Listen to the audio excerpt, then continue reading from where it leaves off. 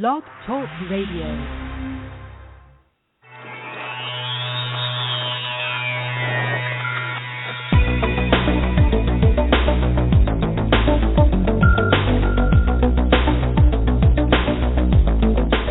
Across the country and around the world, streaming live on the internet, it's Real Estate Coaching Radio, bringing you the latest news, interviews, and secrets of the top producers. Hosted by award-winning real estate coaches, Tim and Julie Harris. And welcome back from sunny Austin, Texas to Real Estate Coaching Radio. We are your hosts, Tim and Julie Harris, and of course this is your source for unfiltered, full-strength honesty about what is truly working to get you into action and make you money in this new real estate market. So, Julie, welcome to today's radio show. Thank you so much. It's a great day to have a show. Lots of fun, interesting coaching calls all day long, so it's always a pleasure to be here. So share with us your favorite one so far today. Well, I don't know. It's been pretty back-to-back today. So favorite one, I would say one of my up-and-coming clients in L.A. took six listings last month. All 6 are pending. So that's kind of a blessing and a curse, right? So the whole point is to sell them, yes, okay. But also, now she's got to go get some more. So that's always a favorite call because it is the quintessential top producer conversation, right? So how do you take care of what you just did and go get more all at the same time? So the tendency, of course, is to take care of what you just created for the next month. I've got all these pendings, all these inspections and financing and all these things to take care of. And then you have a great closing month followed by a month of nothingness. The old cash spurts problem versus cash flow. Yes, the roller coaster of real estate. So how do you fix that? Well, the mindset is, and the question is that really a time management problem or is that really a mindset problem? In other words, the idea in some cases you guys are, I have a number of personal coaching students that are making more money in July and August. I think probably a good third of my schedule, they're making over $100,000 in August, and that's the most they've ever earned in 1 month in their lives. Great. And it's not really, if we're being honest, a time management problem to keep those in contract. It's really keeping things in contract, assuming there's no inspection issues or financing issues, which I know are big assumptions. But assuming those things go smoothly, there's really not a whole heck of a lot you do once the contract's signed, especially if you have a transaction coordinator that kind of coordinates everything for you, title companies, escrow companies, attorneys. They all do their jobs. So the issue is not so much time management, though that is obviously part of it, or time management obviously is the thing that everyone blames. I'm so busy with my closings. The real issue, I think, is the fact that they're just haven't got their minds wrapped around the fact that they're making this much money in a month. And because they have this really newfound sense of wealth, it's $100,000 in some cases, or maybe it's $25,000, wherever the number is that really makes you go to this place that you've never been before, realizing that that's more money than, a lot of people earn in their entire year. And you've got, all these mindset things start rushing in. That's what I personally help these guys wrestle with a lot of times. It's not that they don't know what they're supposed to be doing, because they do, obviously, or they wouldn't be where they're at now. They wouldn't be positioned to make this much money. It's just that they're not really completely comfortable with making that much money. Do you run into that? I'm sure you do. Yeah, absolutely. So it's interesting to see some of the behavior is a little bit predictable after we've been coaching for 9 million years, but it depends kind of what they've been through and what that mindset is, because sometimes it's just like a spend fest, the money's gone, that's it, sometimes even before the commission check has even happened. Some of them go totally the opposite route, and, I've had coaching clients that are still kind of mentally recovering from their own personal recession, and they'll hoard commission checks and then cash them as necessary, as a personal spending hedge, to try and manage themselves. So a lot of people working through a lot of financial maturity challenges, and then, of course, we have to make sure the taxes are paid and there's something going to savings. And what I always tell them is, look, whatever that amount is, if that's the most you've ever made in a month, and for some people that's, $10,000, other people it's $100,000, but whatever it is, that seems like one rockin' month. But if you make that your quarter, it's not quite as exciting. And if you really get off the tracks mindset-wise and that's your 6 months, well, now you might as well be working, a normal person job. So don't celebrate too quick. And by the same token, if that's your high watermark month, I also play a fun little calculator game, and I say, all right, well, let's just say that you were able to operate like this just 10 months of the year. Take off the last, have a good holiday season, take December off. But let's just say 10 months of the year you operated at this level. So I do whatever their biggest month was times 10. What's that number? That's exciting. Right. So 1 month, I don't know. 1 month, does that, make the income? No, that was just a great month.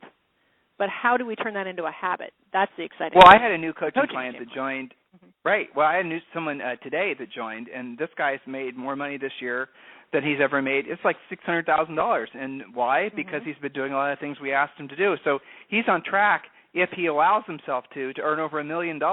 But you know what his problem was? It wasn't that he doesn't know what to do. It isn't that he doesn't even want to do it.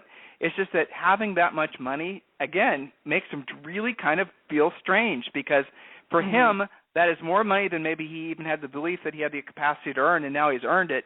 So now he's in a situation where he's like, his thing was, I don't feel motivated. That's what he said to me. Yeah. I'm having a motivation problem. It's like, yeah, no kidding, dude. You don't have to work.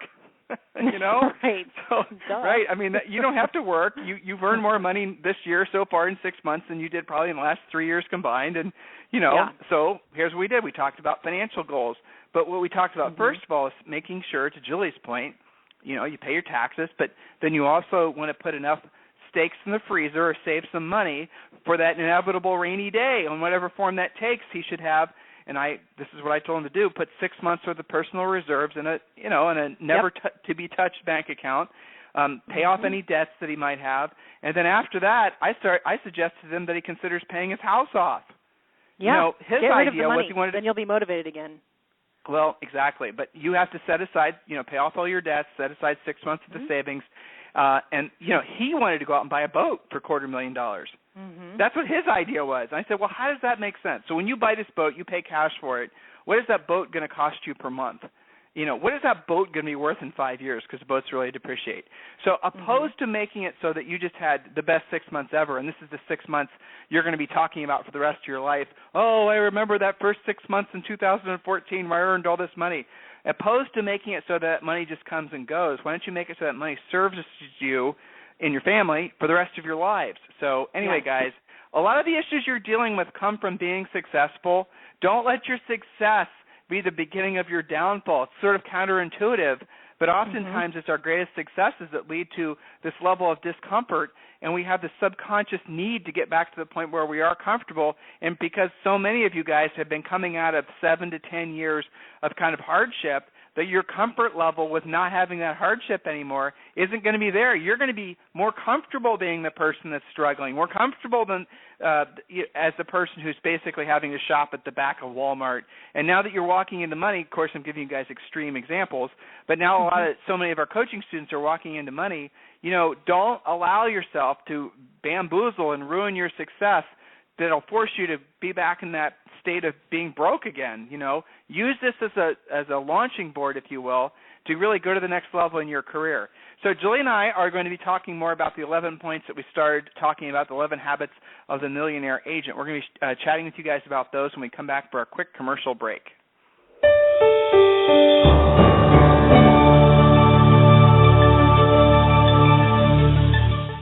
Is coaching right for you? And how can I guarantee it will work for me? Chances are you are asking yourself those questions right now. I'll answer those critical questions for you in just a moment. But first, let's be honest about something you may have always suspected. You've probably always known that the nation's top 1% of realtors, those millionaire agents you see on TV, they possess a secret knowledge that the other 99% of agents do not have. Where did they learn what they know? And more importantly, how did they learn how to put this closely guarded information into money-making action? It's simple. They have a coach. Not just any coach. The nation's mega millions, top 1% of the realtors know that in order to maintain their almost unfair advantage, that they must have their own personal coach, a proven, market-tested coach who has truly walked in their shoes, a coach who has worked with many of the nation's leading agents.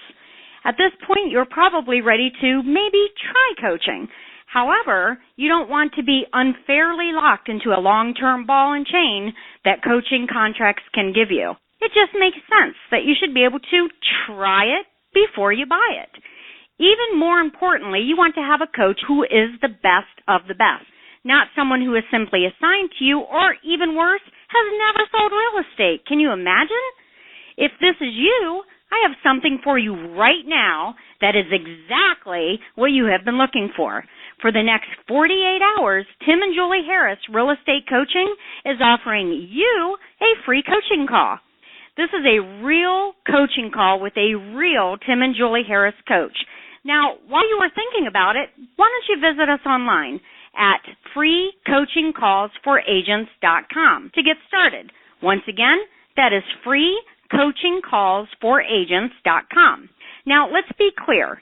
This exclusive coaching opportunity is only available for the first 50 realtors who are stone cold serious about their real estate business and know that in order to succeed at the highest level, they must hire a coach. So don't wait any longer. Take action now and visit us again at freecoachingcallsforagents.com to schedule your free coaching call. Again, that's freecoachingcallsforagents.com. Thanks so much. See y'all soon. And we are back. So again, we're talking this week about the 11 success habits of the millionaire real estate agent. So Julie, the next point is? The next point is to have a positive attitude, or what Napoleon Hill used to call a PMA, positive mental attitude. So think about it. Have you ever spent an afternoon with a complete curmudgeon, a cranky person, and then looked back on it as the best time you've ever had? Probably not. So nobody likes to hang out with a wet blanket. That includes your prospects, your clients, your family, your friends, your neighbors, etc. You want to radiate positive energy that people can bask in. People do business with people who radiate positive energy. So be a well of inspiration and show that you're confident and in control of your own destiny. Don't be the guy who's always worried about everything and always complaining, about people like that. You guys don't like to hang out with them. Be the one who's smiling. Be a source of pleasure and making the most of your present. Be really, as Tim, as you often say, be frosty, be present. Be with the person that you're with, whether that's a family member, a prospect, etc. Exude a positive mental attitude. And you guys, I know you know the difference because a lot of you come to your coaching calls talking about how somebody sucked the life out of you. Well, those are people who are battery drainers. People like to be around people who are battery chargers. That's how you know which are you. Do you see the energy draining out of people when you speak? That's not good. They're at a listing presentation and the seller scoots their chair back, crosses their legs, crosses their arms, and starts to zone out. Not a good thing. If they lean forward towards you and they make better eye contact, well, you know you're engaging. So be observant of which you are. Are you charging batteries or are you draining them? Well, the easiest way to keep yourself in check on that is never complain. Literally just never complain. Even if you have something to complain about, don't complain about it. Just keep your mouth shut. The problem is complaining, all it does is just basically invites more complaining. There's no end to it. So when you complain, you basically start attracting exactly what you don't want to attract to you, which is more complaining. And then guess what? Right. You'll start attracting complainers. You'll start attracting high-maintenance customers. You might find yourself right now in a situation basically where you're surrounded by complainers. Well, guess what, guys? You're surrounded by complainers because you're the complainer. So stop complaining. Stop actually saying anything negative about anything. Don't talk about the politics. Don't talk about, anything that would result in sounding like you are bitching and moaning. That's just it. That is where it all starts. Watch what you will attract, what you put out there. It's like attracting like. So next point is a point, and Julie, read the point, and then I think you should tell the story about when you were playing in the orchestra, and a lot of you guys may or may not know, Julie, it was a professional musician in an orchestra. So talk about when you were playing flute and piccolo in the orchestra and how you never necessarily were overt about asking for business, but how you used our next point to your advantage to actually generate lots of closed transactions from that group. Yes. So the point is simple. Dress well. What does that mean? It means dress at least one notch nicer than whomever you're going to be around. If you're going to a meeting, in my case, an orchestra rehearsal, dress at least one notch, if not two, nicer than the people you're around. So it's funny because, this is a classical orchestra. It's not like people are dressing like slobs, but they're coming home from work or, maybe they're wearing jeans and a nice button-down or something like that. I always went out of my way to dress nicer than that, almost like I was going on a listing presentation, because people would ask me, I constantly would hear, you always look so nice, what do you do for a living? Which is a great door opening to talk about real estate. I mean, I didn't ever think of it as prospecting. Oh my gosh, prospecting, there's that word again, right? I didn't really consider it that. I was simply being myself talking about real estate. But I have found that always looking nice, looking your best, gives you a distinct advantage. And this gets down to when let's say you're going to the grocery store in your marketplace, in your farm area, in your neighborhood. Don't go there looking like a slob wearing your sweatpants and your flip-flops. Don't look like you just rolled out of bed. Nobody wants to do business with somebody who looks like a slob. And we've gone to open houses before where it's like, are you like the guy that lives here or are you the agent? Are you a vagrant that wandered in off the street? Are you a squatter or are you a listing agent? So we joke about this, but we wouldn't bring it up if it were not such a salient point. It doesn't take that much effort. And I have found, to the previous point, have a positive mental attitude. When you look nice, you feel better. You're a lot less likely to complain if you look like a successful person, even if you don't completely feel like it right this second. Once you put on a nice outfit and, you're well-groomed and you have your nice shoes on and all that kind of stuff, it can change your own outlook. And naturally, you're going to be more successful. You're going to attract a better clientele to yourself. And actually talking about real estate and doing things like prospecting becomes easy because you're attracting people to you instead of repelling people from you if you look like a vagrant. We were watching, one of our little guilty pleasures. Guilty pleasures. What was it? Selling Miami last night, and one of the listing agents, they were doing a little segment on her, and her nails looked terrible. It made me cringe. I don't know if you probably didn't notice that. It's a girl thing, right? But I'm like, how you knew you were being filmed, you knew you were being on camera, that you knew they're going to zero in on you holding your cell phone. How can you have chipped up, nasty-looking nails? That doesn't work. Because she needs you as her coach? I guess. I don't know. Maybe we should call her. It's a cry for help. Coaching all the others. It's stuff like that because, and think about in a listing presentation, probably why I'm sensitive to it is because I know when you're in a listing presentation, you are talking with your hands. Things like a previous point from yesterday, we were talking about knowing about nice stuff. Don't go to a listing presentation with some ratty-looking Bic pen. Have a nice pen. You're signing things, okay? Maybe you point with your pen. Make sure it looks nice. Make sure that you're well-groomed. These are just like simple things that not just work better for whoever you're in front of, but they make you feel better about yourself. And we know that in real estate it's so easy to get drowned down. You got to kind of protect yourself. But go ahead. People treat you like you present yourself. That's right. Right? People will treat you exactly the way you tell them to treat you, depending on how you're choosing to present yourself. So if you look like a slob, they're going to treat you like a slob. If you look like somebody who doesn't care, they're going to assume you don't care. It really is that simple. So you guys keep those things in mind. And the funny thing, Julie, is when it comes to dressing, especially when you're in a sales environment, it is one of the easiest and really fundamentally the least expensive things that gives you the biggest advantage. Now, you don't have to go out and get a bunch of $5,000 suits, and you don't have to do all these expensive things that, are outside of your budget. We're just talking about, as Julie said, dressing one step nicer than the environment you're going to find yourself in. You guys know this. Because think about the people that you admire in it doesn't have to be the real estate industry, but just people you've come in contact with where you were just really impressed with them. 9 times out of 10, part of their aura was how they presented themselves and what they were wearing. And obviously, how they were groomed. Julie mentioned fingernails. These types of little small things we all sort of know, but we all sort of forget about over time. And, time leads to decades, and decades leads to a lifetime. Well, it was Robert Kiyosaki, actually, that said this really effectively in his books. He said he always makes a point of making sure that he dresses it with whatever's in fashion.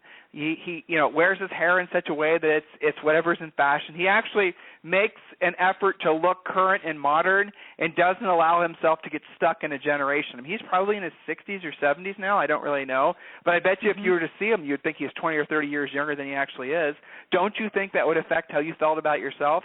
I had actually, Julie, I didn't tell you about this, but a long-term coaching client named Kevin Hutto, he was living in California for a while, and he's moved back to South Carolina to take care of his family and his parents, I think. And so anyway, he and I were chatting yesterday on private message, and he was telling me how people in South Carolina are so much older at a younger age than the people in California. And you and I have noticed that too, right? Yep, definitely. I mean, it's crazy. So these things matter. All right, next point, Julie. Yeah, and I honestly, in markets like that, I think people notice even more. It's actually to his advantage, because it's so much more obvious when he's got it together. Oh, yeah, definitely. Okay, so next is be worldly. The successful person makes the effort to know what's happening around them.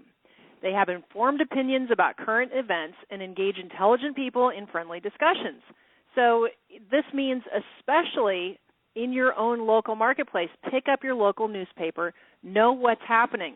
And I always like to translate things into real-world scenarios, right? So when you walk into a listing presentation and the seller says to you, hey, did you hear about that Walmart that's going in down the street in that beautiful field? You want to be like, huh? No, tell me more about that. No, you want to be the one that says, I appreciate the fact that you want to move, seeing as how there's that Walmart moving in right down the street from you, right? So be informed, be worldly. But you can cross the line. Crossing the line would be talking about politics. Never talk about politics. When someone asks if you're a Republican religion, or a Democrat, you're neither. You're a Republican. You're both, right? You're never one or the other. Don't be the person that basically sounds like you're from MSNBC or Fox News. You want to be the expert. Nowhere to draw the line. That's an excellent point. Right. I mean, the interview we did yesterday with Sean from Property Radar, right? He was talking about how his service now is focused on really making agents have an unfair advantage in their marketplaces by really understanding the drill down of their actual market. I mean, from the MLS, we can know the days in the market. We can know the list to sell price ratio. We can know all that type of stuff. But he actually has data available now that you guys can subscribe to that gives you like all kinds of crazy statistics. You can see who owned it. I mean, the deed information, the construction of the house, how long the current owners have lived in the house. I mean, all these types of, really valuable pieces of information that when you're speaking with a prospect, that neighborhood. You'll know that, for example, I know where Julie grew up in Columbus, Ohio, and Worthington, Ohio. Her neighborhood very, very rarely turns over. People buy a house there, they raise their kids there, and they never move from there. Whereas other communities, like if you guys are selling real estate in Las Vegas, I mean, people hardly stay put for very long at all. They're there for 3 to 5 years, if that, and then they move again.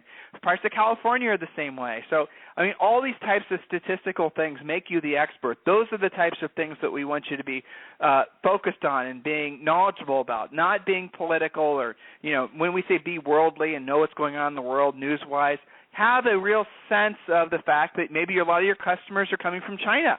You better know, at least have an understanding of what's going on in China that might be causing those folks to want to migrate, let alone reinvest in America. If you're in Miami, we have a lot of people from Brazil that are doing the same exact thing. So do your homework. Know what's going on. Don't just be some realtor that seems like every other agent. You got to really be – how do you do it? Go to Google News. That's the easiest thing to do. Just go to Google News and put in a specific topic, then set up a news alert of the things that you're interested in, and then have the news alert sent directly to your phone every day. That way you can kind of stay in front of all the things that are actually important that will be important to your customers as well. The things that, they're talking about. What are they talking about? Interest rates, types of mortgages. Those are types of things they'd be focused on. If you're dealing with a really high-end customer, they're going to be maybe interested in collectibles. So you want to be focused on what recent art sales there were, or the fact that there was another Ferrari that sold for $50 million, or, things like that. So depending on your individual market, you're going to want to be the person that is educated enough that you're going to be able to have conversations with a wide variety of people while you're dressed nice, while you have your positive mental attitude, right? While you're actually carrying yourself as the person you want to become. And that's really the bottom line. When you're trying to emulate the success habits of the typical millionaire agent, what they do is they make themselves look, feel, and act like the person they want to be, not necessarily the person that they are. It's not faking it, but what it is really doing is you're modeling yourself and adapting to adopting to new behaviors, so that when it comes time for you to, be in front of that prospective $1 million or $10 million seller, you're comfortable because you've already dressed that way. You're able to have a conversation with them, and you're not feeling like an outsider because at that point you're not. Depending on what your goals are in your real estate business, guys, this new real estate market, this 7 to 10 year real estate boom that we're just really, you guys should all be convinced that what we've been telling you for the past year and a half is true, that we are at the beginning stages of real estate boom. Hopefully you're all seeing that and you're no longer struggling with that. You're realizing that, hey, Tim and Julie were telling me the truth. I better jump on board and take advantage of this real estate market because this is going to probably be the last best real estate market of all of our careers. Take the most advantage that you can. If you have the opportunity to sell more expensive real estate, sell more expensive real estate. If you have the opportunity to, make some strategic investments, do it. Put yourself in the place, act like, dress like, talk like, walk like, think like the person that you want to be, and that is the person you'll become. In the meantime, if you guys need us for anything, I want you to go to freecoachingcallsforagents.com, freecoachingcallsforagents.com, and, of course, request a free coaching call. It'll be our pleasure to help you in any way that we can, and have a fantastic day. This program has been a presentation by Tim and Julie Harris, Real Estate Coaching. For more information on our real estate coaching and training programs, visit our website at timandjulieharris.com. Remember to tune in weekdays at noon for upcoming shows, and until next time, thank you for listening to Real Estate Coaching Radio with Tim and Julie Harris.